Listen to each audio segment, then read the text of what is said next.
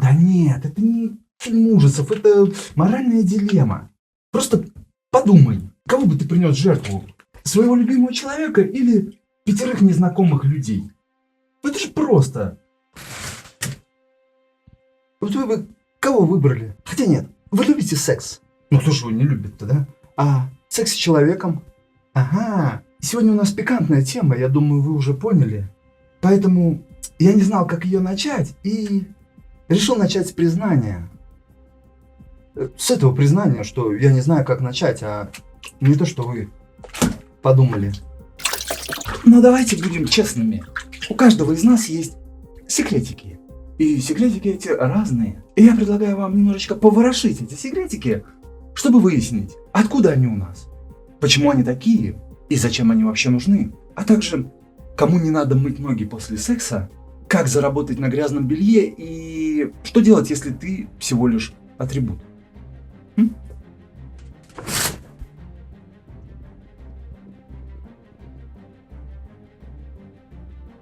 Слово «фетиш» произносится именно так. Галлицизм, произошедший от латинского «fictitius» или «искусственный», и дословно переводится с французского как «талисман», «амулет» или «идол». Этим термином называют неодушевленный предмет, которому люди поклоняются. В нем видят глубокий смысл и придают ему сакральное значение. Понятие фетишизм связано с религиозными верованиями. Люди приписывают предмету поклонения сверхъестественные свойства. Изначально же фетишизм был присущ язычникам.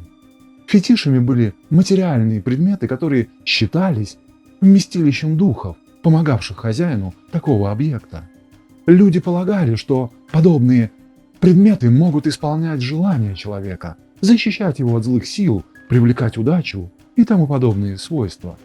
По сути, понятия фетиш и талисман были почти равнозначны, а сам предмет мог представлять собой кости, камни, перья, палки, рожки и тому подобное. Интересно, что некоторые народы могли как поклоняться фетишу, так и наказывать его, и даже выбрасывать, если тот не работал, не исполнял желания, не помогал в охоте, рыбной ловле или, например, не привлекал лайки и подписчиков.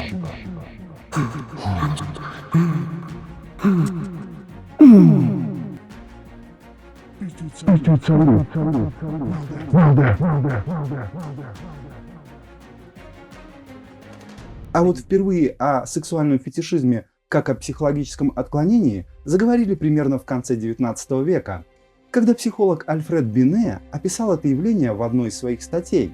Под сексуальным фетишизмом он подразумевал сексуальное влечение или возбуждение, которое человек испытывает по отношению к неодушевленному предмету. Затем, уже в начале 20 века, в 1912 году, психиатр Рихард фон Крафт-Эбинг, который, кстати, также ввел термины садизм и мазохизм, немного расширил понятие сексуального фетишизма, добавив к числу возможных фетишей также и части тела. Так что же это такое? Сексуальный фетишизм – это разновидность сексуального поведения, при котором источником и стимулом для полового влечения становятся неодушевленные предметы. Предметы могут быть самыми разнообразными. Женские трусики, обувь, перчатки, плетка, латекс, костюм бобра или картина Сальвадора Дали. Также это могут быть части тела, например, ноги, пальцы или даже нос. Или запахи, запах кожи, духов, пота. И главная особенность фетишистов в том, что возбуждает их не другой человек, а именно неодушевленный предмет. Потому что фетишем может быть только предмет. Хотя в отдельных случаях к предмету может добавляться и специальное ритуальное поведение. Например, когда он одевает костюм ослика, мычит и просит ее бить себя по попе. Как правило, сексуальный фетишизм включает в себя не только ненормальное влечение к неодушевленным предметам и частям тела, но и совершение с ними неких действий. Фетишизм, получив в свое распоряжение объект вожделения, может его и нюхать, лизать, гладить, кусать, мастурбировать на него или в него, или даже пытаться его съесть.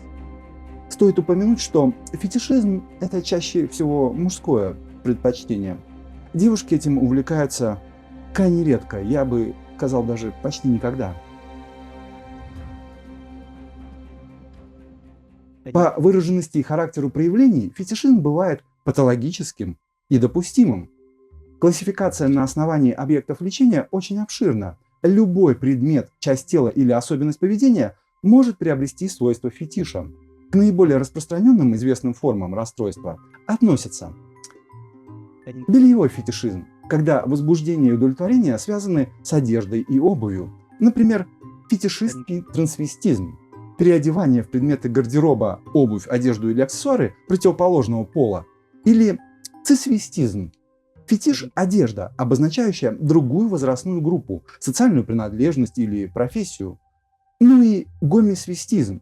Используется одежда человека того же пола, являющегося объектом желания, естественно. Другая группа – физический фетишизм, где влечение связано с внешними характеристиками партнера. Сюда входит нарциссизм. Фетишем выступает собственное тело или его отдельные части. Аутомунный сексуализм – возбуждение от своего тела и отождествление его с телом другого лица. Гетерохромофилия – фетиш партнер, имеющий другой оттенок или цвет кожи. Это прям классика, мулатки. Апатемнофилия – наличие физического уродства, ампутированной конечности или протеза у партнера является условием возбуждения.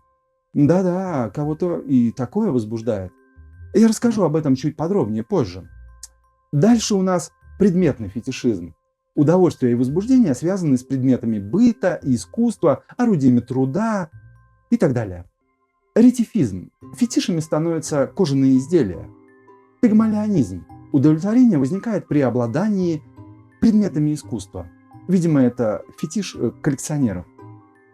Порнографомания или порнозависимость. Сексуальные переживания вызываются просмотром порнографической продукции, фильмов, фотографий, рисунков. У нас об этом есть целый выпуск на канале, гляньте обязательно. И вот мы подошли к вишенке на нашем торте возбуждений. Но я попрошу всех, кто сейчас вдруг кушает, выключить и сначала доесть. И только потом возвращаться к просмотру. Хотя лично я бы не стал есть во время просмотра данного видео вообще. Для меня секс и еда очень далекие от друг друга темы. Конечно, есть любители и такого фуд-фетиша, но следующий момент даже для них будет жестким. Итак, экскрементофилия. В роли фетиша выступают человеческие выделения: моча, кал, пот, менструальная кровь, слюна и даже сопли. Так, теперь немного выдохнем, очистим разум и давайте разберем некоторые примеры более подробно. Фуд-фетиш. Обычно фуд-фетишистов привлекают не просто красивые стопы, а стопы нестандартного размера. Очень маленькие или, напротив, ненормально большие. Например, почти патологическая страсть китайцев к маленьким стопам – это тоже в какой-то степени фетишизм. Но фуд-фетишиста может возбуждать не только размер, но также, например, и запах. Поэтому ошибочно думать, что его заводят только чисто вымытые ноги. Напротив, немытые, бодро пахнущие потом стопы могут вызывать у него настоящий оргазм. Хотя тут, конечно, все тоже очень индивидуально. Аналогичным фетишем могут быть грудь, волосы, руки, нос, уши, живот беременной женщины, бицепсы и тому подобное. Другая популярная разновидность фетишизма – бельевой фетишизм. Когда фетишем становятся, например, чулки, трусики или бюстгальтеры. Так в Японии один из самых популярных фетишей – ношеные женские трусики. Более того, на этом построен настоящий бизнес. Девушки продают свое использованное белье в специальные магазины, где их потом покупают фетишисты. Есть даже специальные венчурные автоматы, где вместо сникерса, орешков или чашечки кофе можно купить коробочку с ароматными ношенными трусами. К завтраку на десерт, видимо. Кстати, я даже нашел канал на YouTube, посвященный тому, как продавать ношеные трусики и заработать на колледж. Это канал одноименной торговой площадки по продаже ношеного белья, на которой 1 100 000 продавцов и почти 1,5 миллиона покупателей со всего мира. Видимо, друг другу перепродают что ли. Кстати, трусы стоят от 20 до 30 баксов, плюс 5 баксов за пересыл. Но помимо трусов, там еще много чего предлагается интересного. Да. С бельевым фетишизмом также связан фетишистский трансвестизм, когда человек не просто испытывает сексуальный интерес к белью, но и ощущает потребность надеть предмет туалета, принадлежащий представителю противоположного пола. Так что, если вы застукали вашего мужчину, самозабвенно примеряющего вашу кружевную комбинацию, не пугайтесь, он просто фетишист. Причем в одной из безобидных форм. Так что не ругайте его, а возьмите на вооружение. Теперь вы знаете, куда девать надоевшее белье, а взамен просите новое. Такой семейный круговорот фетиш добра. Но не все так безобидно, как может показаться на первый взгляд. Фетишизм может иногда принимать поистине чудовищные формы. Например, к видам фетишизма также относят некрофилию и апотемнофилию. Про первое вы все слышали, но второе же – сексуальная девиация, при которой фетишем становятся телесные уродства или инвалидность. Люди, страдающие, а иначе не скажешь, одним из видов этой патологии, могут испытывать непреодолимое желание лишить себя конечностей. И иногда они это желание реализуют. Знаете, я узнал столько необычного в процессе подготовки, что у меня появилось предложение. Если наберется хотя бы 100 желающих, я сделаю отдельный ролик про разные примеры фетишизма. Это очень увлекательно, как в музей сходить. Но предупреждаю, нужны крепкие нервы, ведь это будет поход не в Эрмитаж, а скорее в Кунсткамеру. Ставьте лайк этому видео и пишите в комментариях. И как только группа наберется, я устрою вам незабываемую экскурсию. Считается, что склонность к фетишизму формируется в детстве, где-то от 3 до 6 лет. С психологической точки зрения фетишизм появляется из-за неспособности вступить в контакт с другим человеком. Живое общение воспринимается как угроза, и в силу действия защитных механизмов вся энергия направляется на более безопасный, неодушевленный предмет. Обычно у каждого фетишиста есть своя история, из-за которой он предпочитает тот или иной фетиш. Например, один мужчина почти совсем не общался в детстве с матерью. Лишь изредка мама просила сына принести ее носки и надеть их, после чего они лежали в обнимку. Это был настолько важный для ребенка опыт общения с матерью, что, когда он вырос и стал мужчиной, женские ноги превратились в единственный способ получить сексуальное удовлетворение. Другая история заключается в том, что один юноша во время своего полового созревания испытал очень сильное сексуальное возбуждение. Первый и неожиданный опыт. Рядом не было ни одного человека, на которого это возбуждение можно было направить. К тому же сам факт такого неожиданного события очень смутил юношу, и он направил свою сексуальную энергию на пуховую курточку. С тех пор пуховик является обязательным сексуальным атрибутом, а у многих вообще одеяло или носок. У каждого из нас в жизни случались странные истории, но далеко не все становятся фетишистами. Для формирования такого пристрастия необходимо 3 компонента: отсутствие или недостаток общения с матерью в детстве, травматический сексуальный опыт и эмоциональная фиксация на каком-то предмете. Как это протекает? В основе фетишизма лежит процесс научения. Выделено 2 наиболее вероятных способа формирования такого поведения: оперантное обусловливание и импринтинг. При оперантном научении неоднократное сочетание нейтрального раздражителя с безусловным вызывающим нормальное сексуальное желание формирует новую положительную реакцию. Половое возбуждение переносится с безусловного раздражителя на нейтральный. Например, мужчина испытывает сексуальное влечение или желание к женщине, чаще недоступной, которая носит сапоги на каблуках. Через некоторое время обувь с каблуком превращается в обязательное условие для ощущения удовольствия и может стать единственным необходимым объектом. Понимаете смысл, да? А вот при импринтинге происходит непроизвольное запечатление объектов в определенные периоды сексуального развития, когда случаются и переживаются первые эмоциональные вспышки, впечатления. Повторение и закрепление связей фетиша и полового возбуждения не требуется. Обычно импринтинг наблюдается в ранние годы, до 3-5 лет, период формирования сексуальных предпочтений.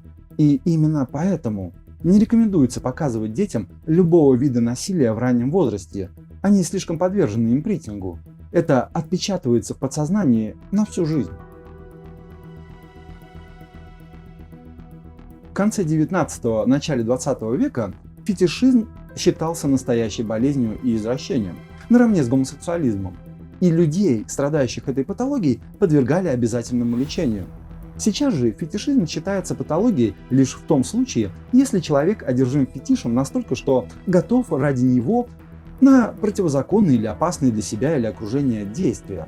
Или если это значительно снижает качество его социальной и сексуальной жизни. Если же человек просто возбуждается, когда его любимая одета в школьную форму, но при этом не подкарауливает на улице школьниц и способен испытывать влечение к девушке не в форме, то беспокоиться не о чем. Тяжелые формы фетишизма нарушают нормальную сексуальную активность людей. При половом контакте роль партнера упрощается. Удовлетворение чаще носит односторонний характер. Существуют формы расстройства, опасные для психики, жизни и здоровья больного и окружающих его людей. Например, когда влечение формируется к детской одежде или игрушкам, и фетишист совершает действия сексуального характера на глазах у детей. Другой вариант – влечение к людям с инвалидностью и принуждение к половому акту. В таких случаях фетишизм становится причиной общественного осуждения, социальной дезадаптации и судебных разбирательств. Так где же грань между нормой и отклонением? Тяга к фетишизму встречается у мужчин достаточно часто. Кого-то возбуждают красные трусики, кому-то нравится во время секса не снимать носки, кто-то любит одевать костюмы или использовать в сексуальных играх плюшевого мишку.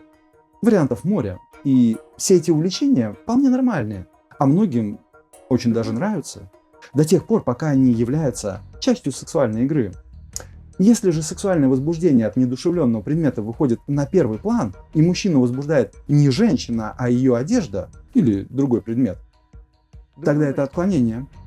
Патологический фетишист просто не способен испытывать сексуальное возбуждение от человека. Он не видит его как целостную личность, а обращает внимание только на одну деталь. И его возбуждает исключительно неодушевленный предмет. Да, помните. Быть в отношениях с фетишистом очень сложно, ведь в лучшем случае вы для него существуете как дополнение к его любимой вещи, а в худшей он может вас просто не замечать. Поэтому чаще всего фетишисты пользуются платными услугами самой древней профессии в мире. Если же человек захочет измениться и избавиться от своего патологического пристрастия, тогда ему стоит обратиться за помощью к психотерапевту. Процесс изменения не будет быстрым, но со временем патологическая тяга превратится в милую, пикантную особенность, и человек сможет строить гармоничные отношения с противоположным полом. И если у тебя до сих пор остался вопрос, а нужно ли с этим что-то делать, значит делать что-то нужно. Да не бойтесь, они уже ушли.